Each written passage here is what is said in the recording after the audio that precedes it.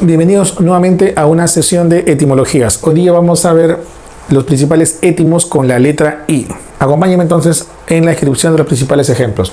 Uno de los étimos más usados en la ciencia es justamente iatra. Iatra se usa con frecuencia como sufijo, aunque a veces, como vamos a ver, también se usa como raíz. Iatra significa, muchachos, curación o arte de curar.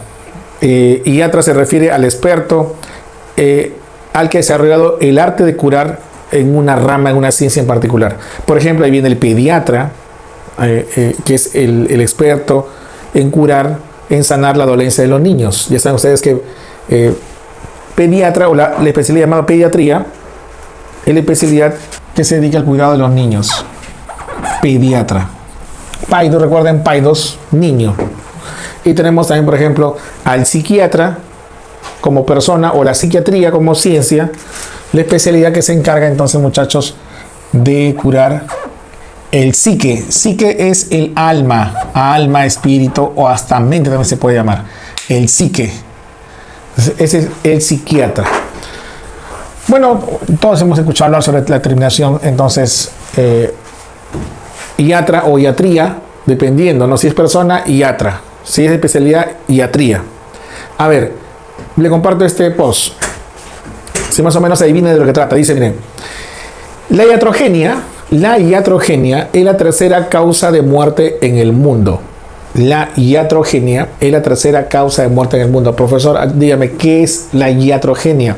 Se escribe con IA o también se hace con iatrogenia. A ver, muchachos, la iatrogenia, a ver, vamos deduciendo, ¿ya? No busquemos en el diccionario aún, vamos deduciendo.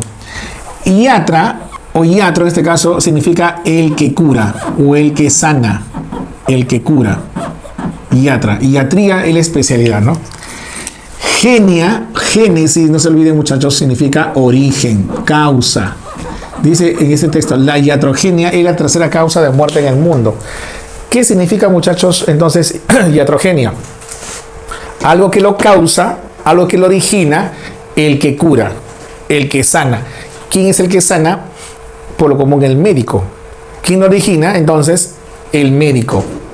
A ver, le doy la idea un poco más formada, ¿ya? La iatrogenia se define como el error que comete el médico en el tratamiento del paciente. Y hay varios tipos de iatrogenia que ya se estudia en medicina legal, pero el error médico se denomina iatrogenia. Por ejemplo, supongamos el paciente está con asma y el médico le receta un corticoide, que es un fármaco, ¿no? Señor, toma ese corticoide 2 veces al día, y no le pone por cuánto tiempo en la receta. Y el paciente toma por 1 semana, 2 semanas, 1 mes, 2 meses, 6 meses, le origina un síndrome de Cushing, diabetes, obesidad, le origina muchos problemas, inmunodepresión. Entonces ahí el médico cometió un error porque no le puso por cuánto tiempo. También hay otros casos, por ejemplo, el médico, en lugar de usar una solución para un tratamiento, se equivoca y usa otra solución, otra dosis, mucha dosis. Entonces, toda esa serie de errores que comete el médico durante el acto, ¿no? Llamado también acto médico, recibe el nombre, muchachos, de iatrogenia. Y tenemos pues la impericia, la imprudencia y varios tipos de iatrogenia, ¿no? Aunque no lo crean, muchachos, la iatrogenia es la tercera causa de muerte en el mundo. O sea, la mayoría de personas mueren más a causa del tratamiento médico que de otras secundarias, ¿no? Incluyendo el coronavirus. Iatra, en este caso, iatro, el que cura, el que sana. Genia, origen.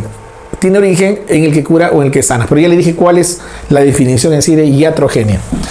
Bueno, los que van a estudiar Derecho, déjenme decirles que hay toda una rama del derecho que se dedica a proteger al paciente de las iatrogenias y también a prevenir en el médico cometer iatrogenias. Ahí tienen ustedes una especialidad a desarrollar.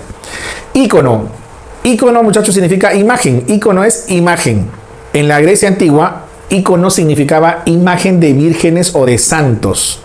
Ya, vuelvo a repetir, en la Grecia antigua, ícono, o sea, la raíz ícono significaba no cualquier imagen, imágenes de vírgenes o de santos. Eso significaba ícono en la antigua Grecia. Hoy en día ícono significa ya en realidad una gama de imágenes, cualquier imagen. Y tenemos, me parece que este último ya lo hemos revisado con ustedes en clases pasadas, iconoclasta. Iconoclasta se refiere a las personas que destruyen las imágenes. Clasta, muchachos, significa destrucción. Destrucción, no se olviden. Hay personas, por ejemplo, que no creen en imágenes o, por ejemplo, que están en contra de cierta religión y destruyen las imágenes de santos, de vírgenes. Eso, muchachos, es ser iconoclasta. Iconoclasta, no olvidar entonces ya. Iconoclasta. Y si yo quiero coleccionar, por ejemplo, las imágenes como un álbum, hacer un álbum de imágenes, una descripción de imágenes, entonces ahí, muchachos, estamos hablando de iconografía. Recuerden, muchachos, que grafo significa escribir o también describir. Describir es mucho más amplio que escribir. Grafos o grafía. Entonces, iconografía consiste en la descripción de imágenes. Describir imágenes. También se toma como si yo juntara, ¿no?, un álbum de imágenes y obviamente con su respectiva descripción. Ahí tenemos, por ejemplo, una iconografía. Continuamos, muchachos, continuamos. Ícteros, facilito, o sea, ícteros. Ícteros, muchachos, significa amarillo. Si ustedes van al diccionario de etimologías, ícteros es amarillo, punto, no hay más. Pero ahora vamos a ver la definición un poquito más ya semántica, ¿no? ¿Qué es, profesor? Ictericia. Ictericia es la pigmentación amarillenta de las escleras, que es el blanco del ojo, la piel y las mucosas. Profesor, ¿qué es una mucosa? Una mucosa es una membrana interna, por ejemplo, lo que reviste la boca, el esófago. Eso es mucosa. Entonces, la ictericia es una condición, muchachos, donde la persona se pinta de amarillo. Profesor, yo he escuchado que eso se da en la hepatitis. Sí, en la hepatitis. También se da en la anemia por hemólisis de los glóbulos rojos. ¿Por qué, profesor? A ver, cultura general, muchachos, cultura general. Porque la ictericia se debe al aumento en la sangre de una molécula. ¿Cómo se llama la molécula que aumenta en la sangre para que aparezca en la persona este signo llamado ictericia? Ustedes lo han escuchado en la canción. La famosa ¿Billy qué? Bilirrubina. Bilirrubina. ¿Ya? Vuelvo a repetir. Entonces, voy a repetir. La ictericia se debe al aumento en la sangre de la bilirrubina. Entonces, ese color amarillo que ustedes ven ahí no es cualquier cosa, no es cualquier pigmento amarillo. A veces hay personas que consumen muchos carotenos, mucha vitamina A, y se pinta amarillo todo, ¿no? Palma de amarillo, pero eso no es ictericia. Eso se llama carotinemia. Emia sangre, carotinemia. El aumento de carotenos en la sangre también pinta la piel. Pero en ese caso, en la carotinemia no se pintan los ojos. En la ictericia sí se pintan los ojos. Y la ictericia se debe al aumento de bilirrubina. La carotinemia, obviamente, el aumento de carotenos. Y, profesor, ¿de dónde viene la bilirrubina? Muchachos, no se olviden. La bilirrubina es un pigmento, ya es un pigmento que viene de la degradación de la hemoglobina. Cuando nuestra amiga la hemoglobina ya cumplió su función y se destruye, origina ese pigmento, la bilirrubina. Entonces te imaginarás, si los glóbulos rojos de nuestra sangre se destruyen masivamente, liberan mucha hemoglobina, habrá mucha bilirrubina finalmente, ¿no? Recuerden que esa bilirrubina lo recibe el hígado y el hígado lo bota por la bilis a través del intestino hacia afuera. Si el hígado se enferma, ya no puede coger esa bilirrubina, ya no lo puede botar y de igual forma se acumula en tu organismo originando ictericia. Entonces todo lo que sea íctero, muchachos, ícteros, ictericia, icterio de la persona amarilla, ictericiado relativo a la ictericia, todo lo que es íctero, muchachos, ya saben, se refiere a ictericia. Este sí es facilito, ustedes lo conocen, muchachos, este ya está, tiene para que se luzca, ¿no? Ictio, facilito, o también pisi, esto lo haremos cuando hablemos de los étimos con la letra P. Ictio o pisi, pez, ¿quién ha escuchado eso, no? Ictio o pisis, pez. La ictiología, la ciencia que estudia los peces, los que estudian biología pura llevan en la universidad un curso llamado ictiología. Ictiología, la ciencia que estudia todos los peces. Ictiófilo, aquel que tiene cierta afinidad, amor hacia los peces, desde el punto de vista etimológico, ¿no? Y a piscívoro, el que come peces, piscis, el signo zodiacal que representado por un pez. Vamos a ver algunos ejemplos adicionales con respecto a ictio, ¿eh? Tenemos acá, miren, un pelícano. que se alimenta de peces. Es entonces un ictiófago. Fago, ya tú sabes, fago es comer. Comer, tragar. Come peces, come peces. A ver, muchachos, ¿qué creen que será un ictiolito? A ver, ictiolito. Lito, muchachos, andan viendo la imagen, mira. Lito o litos, ¿qué significa, profesor? Lito o litos. Lito o lito, muchachos, significa piedra. Es cierto, lito es una piedra, pero hay que darle forma a la palabra. Dice ictiolito. Vemos una piedra y acá está como esculpido un pez. Allá, profesor, no es cualquier piedra, es un fósil. Es un fósil. Este fue un pez que vivió hace millones de años y cuando murió, probablemente fue enterrado así de un momento a otro, súbitamente por una lava. Lo enterró esa lava. Lo enterró y ese pez quedó libre de hongos y de bacterias. No se descompuso y sus tejidos empezaron a ser reemplazados por minerales. Por minerales. Pirita de hierro, por ejemplo, fosfatos, etc. Y han pasado millones de años y ahora ha quedado como si se hubiera transformado en una estatua. Todo su cuerpo es piedra, minerales, incluyendo lo que lo rodea. Entonces, ictiolito podría significar como que piedra de pez, pero no, hay que darle forma, ¿no? En este caso, lito no va a significar piedra, sino va a significar, muchachos, fósil. Hay muchos tipos de fósiles. Muchos tipos de fósiles.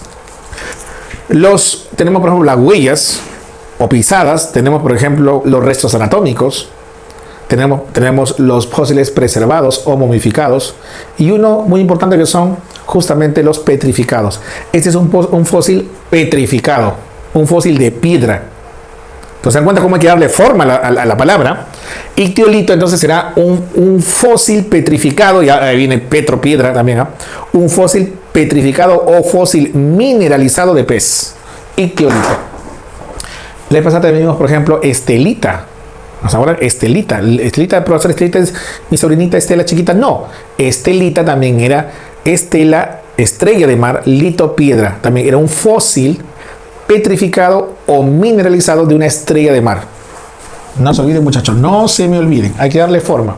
Justamente sería este curso de poder ir palabra tras palabra, aumentando nuestro background, aumentando nuestra memoria, aumentando nuestra metodología cultural, para que luego sea más sencillo deducir palabras en los exámenes de admisión. Ictiosaurio, facilito, ¿eh? Ictiopez.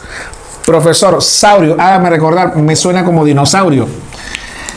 Saurio, muchachos, significa reptil, reptil. Ictiosaurio, ¿qué significa entonces?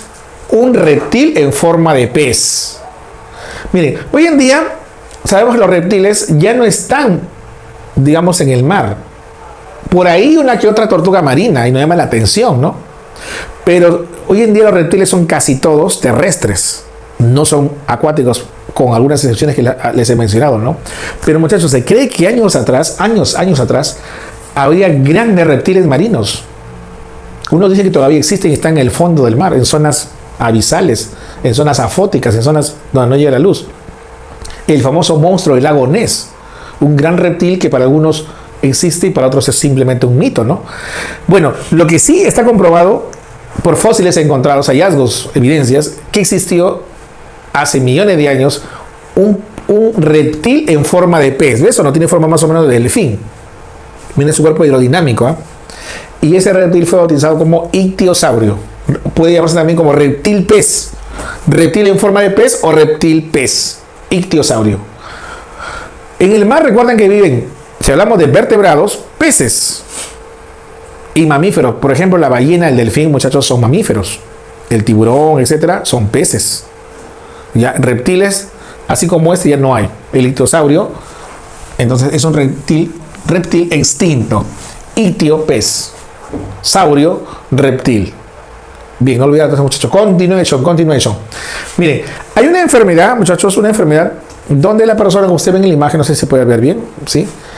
Empieza su piel a descamarse, se descama, y parece en realidad la piel de un pez, por las escamas que tiene. Yo lo veo como la piel de un pez, igualito. Y por eso los genetistas le pusieron este nombre, ictiosis.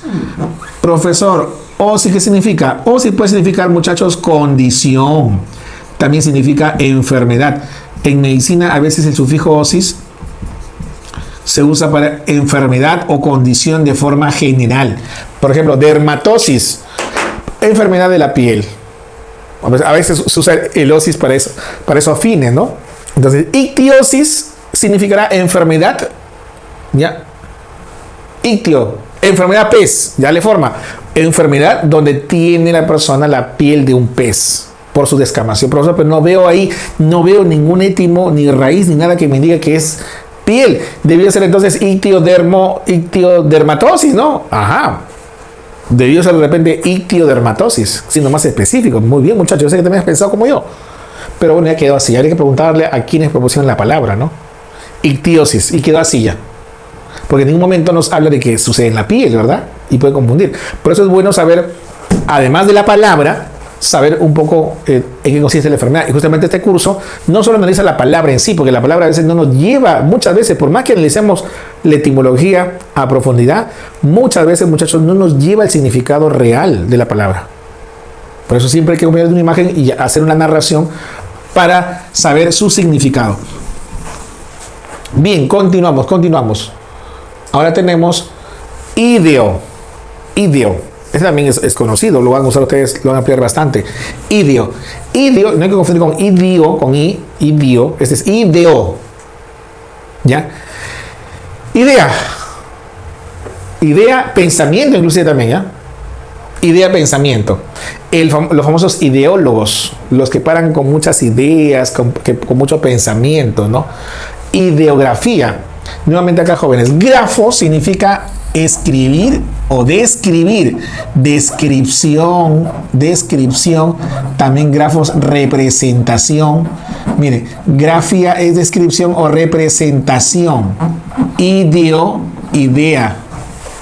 Idea, pensamiento. ¿Ya? Idea, pensamiento. Entonces, muchachos, ideografía es la descripción, la representación de ideas o pensamientos. Por ejemplo, los chinos usan ideografías porque en estas pequeños símbolos ellos representan, escriben o describen sus pensamientos, sus ideas. Ellos escriben como nosotros, ¿no? Los seres vivos, nada. Palitos significan algo. Palitos representan sus ideas o pensamientos. Es un tipo de ideografía. Ya, muchachos, no se olviden, se trata de un tipo de ideografía. Una cosa es idea, y otra cosa es idio. Idio con S o sin S, por si acaso, ¿ya? A ver, una cosa es ideo y otra cosa es idio. Le decía, puede ser con S o puede ser sin S, ¿eh? Ideo es idea. Muy bien. Mientras que idio es algo propio, algo peculiar, algo tuyo, propio, peculiar, idea. Le decía, puede ser con o sin S, ¿ya? Bien. Idio o idios, algo propio o peculiar, tu sello, algo que te caracteriza. Y de viene idiolecto, idiosincrasia, idiopatía, etcétera, ¿no? Vamos a ver algunos casos en particular. Miren, ustedes van a estudiar en la lengua ya varias formas de hablar, por regiones, por estrato social. Pero ¿qué pasa si yo me encuentro con una persona que tiene esa persona su forma muy peculiar de hablar? Usa diminutivos, tiene una forma propia de hablar, un lenguaje. ¿Eso cómo se llama, muchachos? Eso se llama idiolecto. Su forma propia, idiolecto viene de lenguaje. ¿Ya? Tiene un lenguaje propio. Muchos profesores, por ejemplo, en el nivel pre, usan su propio idiolecto. Se inventan jergas, se inventan términos que son su marca personal, su sello propio, ¿no? Entonces, ese es un tipo, muchachos, de idiolecto. ¿Ya estamos? Bien, profesor, ¿qué más? Algo más que tenga que ver con idio. Miren, esta palabra es muy usada también. Idiosincrasia. Viene de idio, que significa propio, ya sabemos, propio. Sincratos, terminación Asia ya es un derivativo, ¿no? Sincrato, muchachos, significa temperamento. Temperamento. Profesor, ¿qué significa idio? Idio significa propio, peculiar. ¿Qué significa entonces, muchachos, idiosincrasia?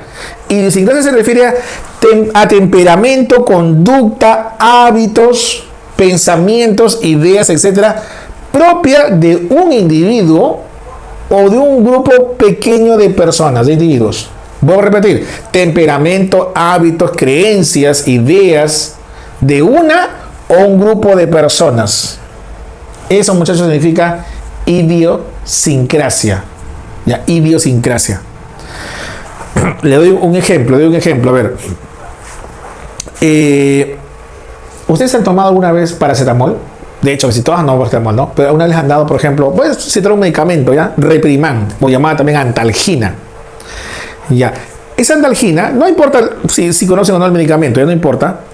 Esa antalgina o Repriman es un medicamento que en otros lugares de Europa, en regiones especiales de Europa, causa enfermedades serias, disminución de las defensas y las personas pueden morir. Pero aquí en el Perú no pasa nada. Tomas antalgina para la fiebre, Repriman, no te pasa nada.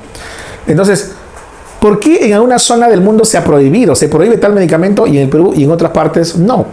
Porque en esa parte del mundo algo tienen esas personas, ese grupito de personas en su genética, ese organismo, que hace que reaccionen así con ese medicamento y pueden morir. Y a eso nosotros le llamamos una reacción idiosincrática, porque depende de ese grupito, de su temperamento, depende de su constitución, de su organismo. Es solamente para ellos nada más. Para el resto no pasa nada, no nos causa daño. Entonces, eso se llama reacción idiosincrática, propia de un grupito de personas. Se usa también en varios otros contextos, ¿no? A ver, continuamos, muchachos. Miren, idiopático, este es un término muy usado en la medicina. Y, bueno, profesor, pero y solo en la medicina, muchachos, recuerden que etimología estamos viendo ejemplos variados, ejemplos en todas las áreas. Lo que pasa es que ustedes se han dado cuenta, la mayor cantidad de ejemplos tienen que ver con la biología y la medicina, ¿ya? Pero todos estos ejemplos han sido sacados simplemente de diccionarios de lengua. Entonces, estos ejemplos los profesores de lengua y literatura tienen que explicarlo en el aula, digamos, con su propio bagaje cultural. O sea, cada uno le explica con el conocimiento que tiene, ¿no? Pero gran parte de los ejemplos tienen su aplicación en la biología y la medicina. Idiopático. Idio, muchachos, significa propio o peculiar, ¿ya? Propio o peculiar.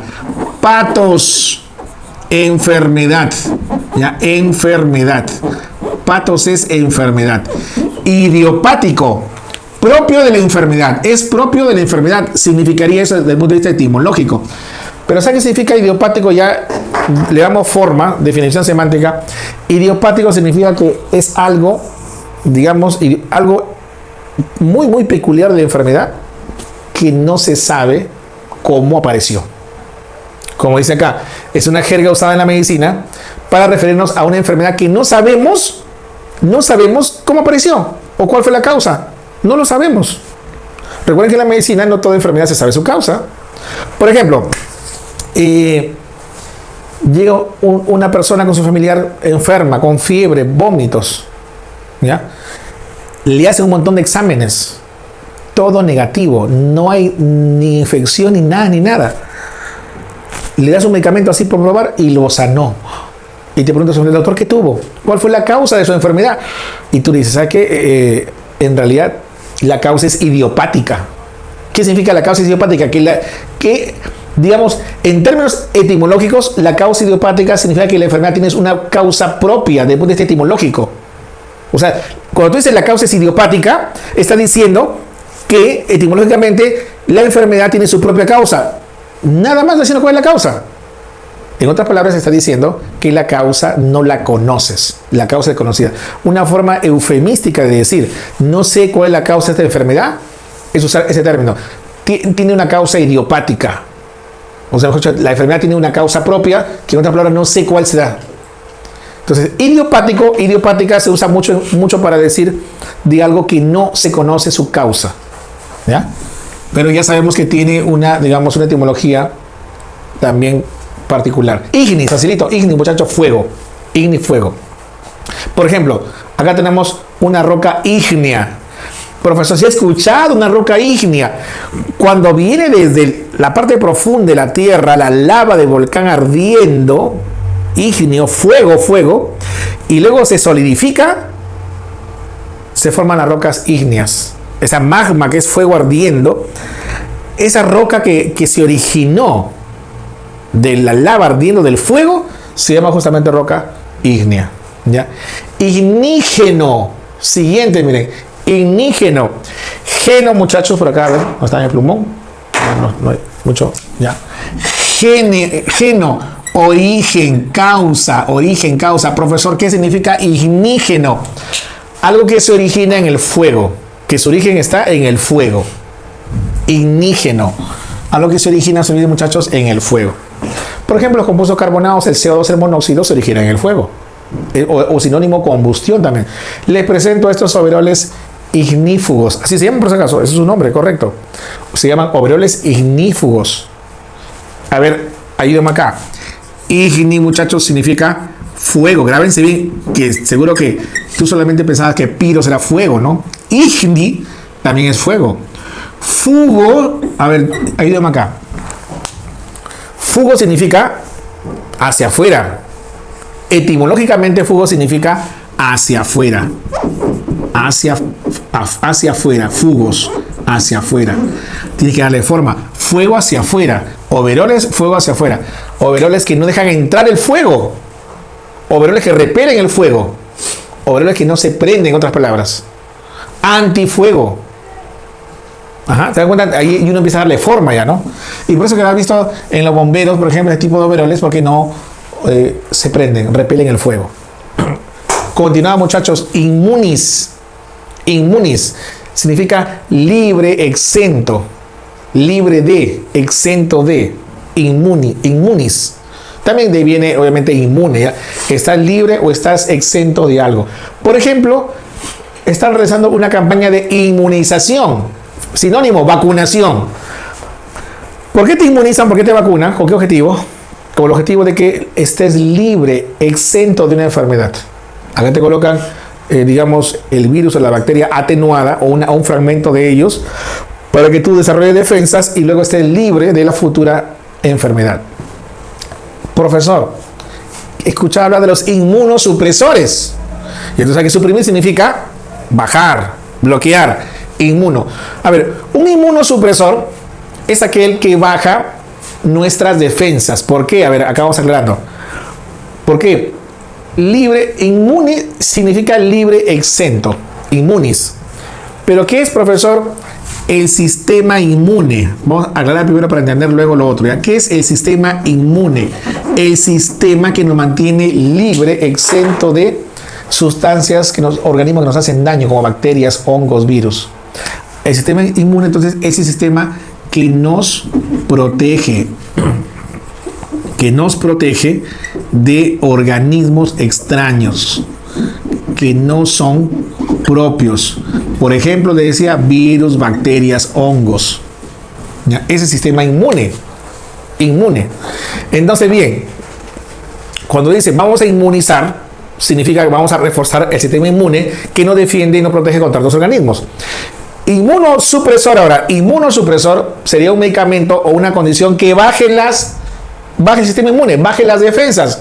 Por lo tanto, quedas menos protegido de infecciones. Eso significa, muchachos, ser inmunosupresor. Este facilito, ínsula. Ínsula, muchachos, es isla. Ínsula es isla. Insular relativo a la isla, ¿no? A ver, mira, acá tenemos esta región cercana al mar. Se mete. ¿Recuerdan qué significa? ¿Es una isla? No, le faltó por poco es isla. Si este mar se metía por acá, se transformaba en isla, ¿no? Por poco, por poquito es una isla. Profesor, hágame recordar qué significa el étimo pen. Muchachos, pen significa casi. Casi una isla. Ínsula es isla. Esta porción de tierra que tiene comunicación, contacto todavía con el continente, se llama península. Porque es casi una isla. Pen es casi, recuerden jóvenes, de penúltimo. ¿Qué significa penúltimo? Casi el último, antes del último. Península, casi una isla. Península. Miren, cuando se estudia el páncreas, nuestro amigo el páncreas, que es una glándula que se ubica en esta zona llamada el epigastrio del fondo, el páncreas está formado por unos pequeños grupitos. Unos pequeños grupitos microscópicos. 1, 2, 3, 4 en la cabeza, en el cuerpo, en la cola. Al microscopio se ven células agrupadas. Parecen unas islas pequeñas. Por eso, muchachos, le pusieron islotes. Ahora bien, atención, si bien es cierto, ote puede significar algo más grande, ¿no? Grandote, por ejemplo, ¿no? Manotas. Pero, ojo, si vas al diccionario etimológico, te indica bien claro que islote, si bien es cierto, ote se usa muchas veces para aumentar, pero en este caso significa un diminutivo. Islote, muchachos, es una isla pequeña. Lo que para algunos podría de repente confundirlos y pensar que se trata de una isla grande. Islote es una isla pequeña. Ven acá o no. ¿Y cómo le llaman entonces, muchachos, a esta isla chiquita que está? Hay muchas islas dentro del páncreas. Le llaman islote de Langerhans por su descubridor Langerhans. Este es un epónimo, ¿no? Islote de Langerhans. Y justo, jóvenes, dentro de ese islote, de esa isla chiquita, se produce una hormona. Y esa hormona, su función es regular la cantidad de glucosa en la sangre. ¿Cómo se llama, profesor, esa hormona? Y por ser de la isla o del islote de Langerhans le pusieron la insulina.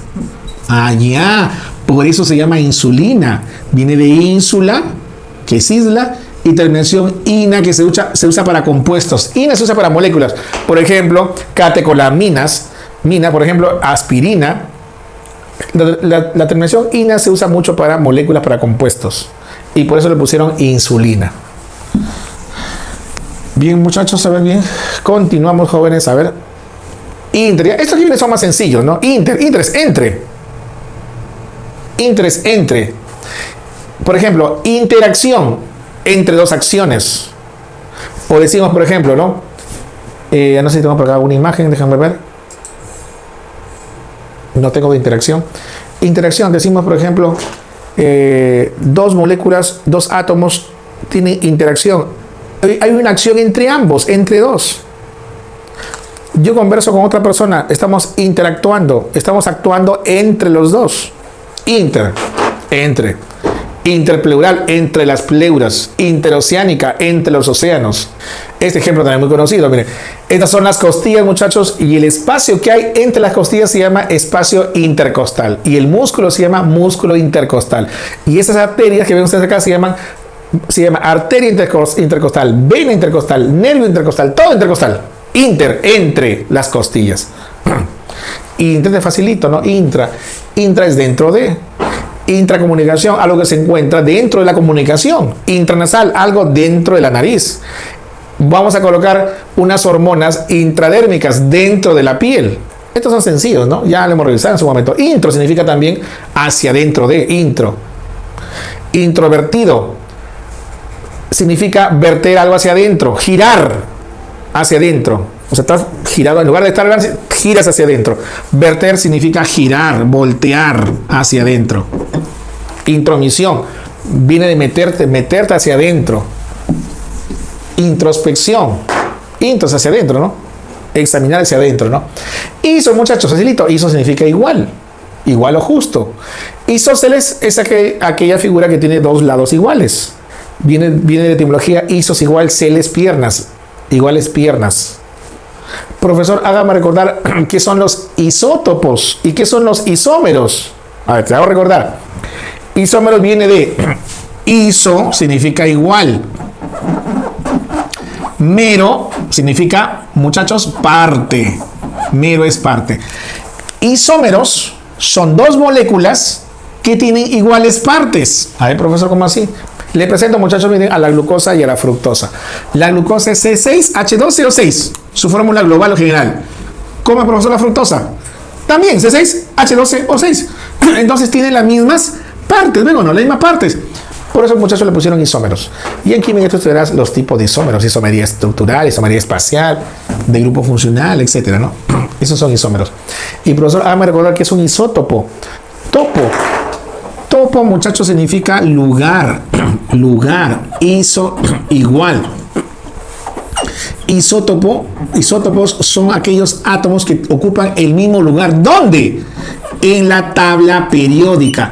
¿Y qué significa el mismo lugar en la tabla periódica? Significa que tienen el mismo Z. Profesor, ¿qué significa Z? Z es número atómico. Cuando nosotros hablamos del mismo lugar en la tabla periódica, estamos hablando del mismo Z. Z es número atómico. Por ejemplo, el carbono. Si nosotros vamos, muchachos, a la tabla periódica de los elementos químicos, ya hay más o menos, obviamente es una representación muy básica, ¿no? El carbono, muchachos, está por acá. El carbono, ojo acá, miren, el carbono ocupa la posición 6. Su lugar en la tabla periódica es 6. Tiene número atómico 6 el carbono, ¿ya? Pero dentro de ese lugar 6, muchachos, acá hay varios carbonos. El carbono 12, por ejemplo, el carbono 13, por ejemplo, y el carbono 14. Todos estos señores ocupan el mismo lugar en la tabla periódica, Z6. Profesor, se ocupan el mismo lugar, ¿cómo se llaman? Isótopos. Son isótopos. ¿Y entonces en qué se diferencian? Se diferencian en su masa. Carbono 12 pesa 12, su masa, miren. El carbono 13 pesa así, se llama 13 porque pesa 13. Y el 14 se llama así porque pesa 14. En su masa.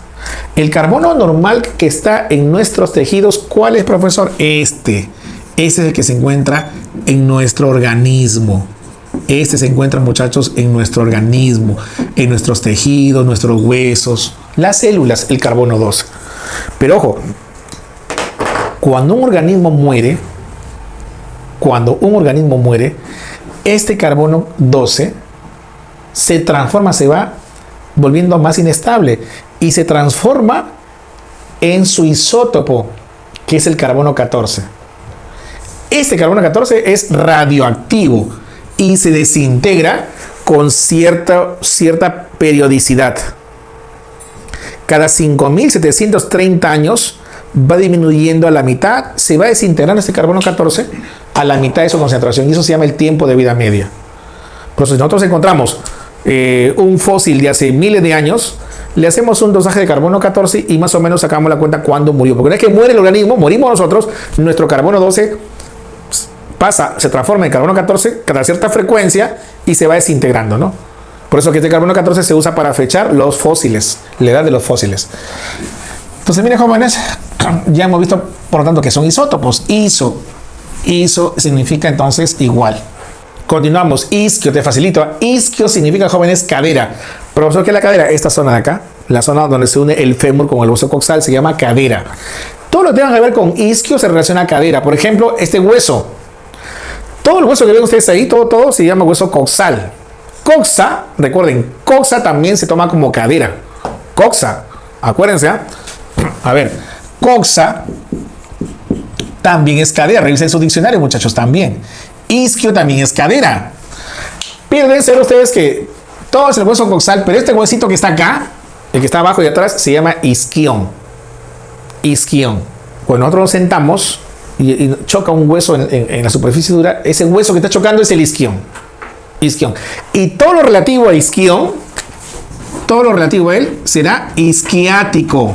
Isquiático. Profesor, sinónimo de isquiático. Ciático, muchachos. Ciático. Todo lo relativo.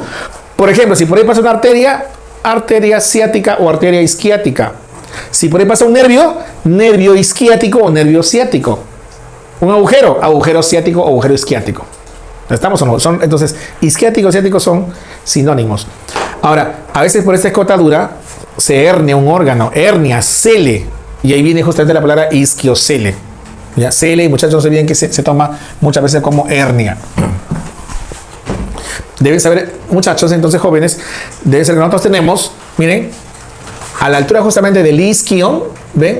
Un nervio que sale por la parte posterior del muslo, recorre la parte de atrás, sigue, y este nervio recoge la sensibilidad del miembro inferior. Se considera que es el nervio más largo que hay en el cuerpo humano. ¿Cómo se llama, profesor, ese nervio? Ven, bueno, este es el isquio, ¿ah? Sí, y esa es la escotadura, ¿veo no? La escotadura isquiática. Por eso le pusieron nervio isquiático o nervio ciático. Voy a repetir, ese nervio ciático o isquiático es el nervio más largo del cuerpo humano que cuando se inflama produce un dolor intenso en esta zona, es el dolor más conocido como la famosa ciática. Ya, la famosa ciática. Deben haberlo escuchado ustedes. Istmo. Istmo significa algo que es angosto, estrecho. Istmo. Angostura, pasaje estrecho. ¿Quién no recuerda, muchachos, el Istmo de Panamá? Ven hacia arriba, América del Sur. Ven hacia abajo, hacia arriba, América del Norte. Hacia abajo, América del Sur. Y este estrechamiento le pusieron istmo. Istmo es estrechamiento. Y se usa en muchos contextos. Por ejemplo, hay frutos que son estrechos en la parte central. Estrecho. Istmocarpo. Fruto estrecho. Istmocarpo, fruto estrecho. El plátano es un fruto, pero eso no estrecho. Istmocarpo, es un tipo de istmocarpo. Profesor, ¿y qué será ismitis? Déjenme decirle, muchachos, que en el cuerpo humano hay muchos ismos. Hay muchos ismos. Por ejemplo, la boca. Miren, de la boca hacia afuera es algo abierto, ¿no? Luego hay un estrechamiento y luego hacia adentro otra vez se abre para la garganta, la faringe y la vía digestiva y respiratoria, ¿no? Entonces hay un estrechamiento, miren, hay un estrechamiento entre la boca y la garganta. Ese estrechamiento, muchachos, se llama... Lo que ven acá, esta segunda línea, ¿no? Este estrechamiento se llama el istmo de las fauces. Mejor lo escribo, ¿no? Este estrechamiento que vemos acá se llama así, miren. Es el istmo de las fauces. Ustedes ven, miren, la circunferencia de la boca. Luego, cuando quieres pasar a la garganta o faringe, hay un estrechamiento. Y luego adentro otra vez se abre. Ese estrechamiento donde está el velo del paladar, la úvula, los pilares del paladar, se llama istmo. Y cuando se inflama, se denomina esa zona inflamada ismitis. Ismitis, la inflamación, ¿ya? Ismitis.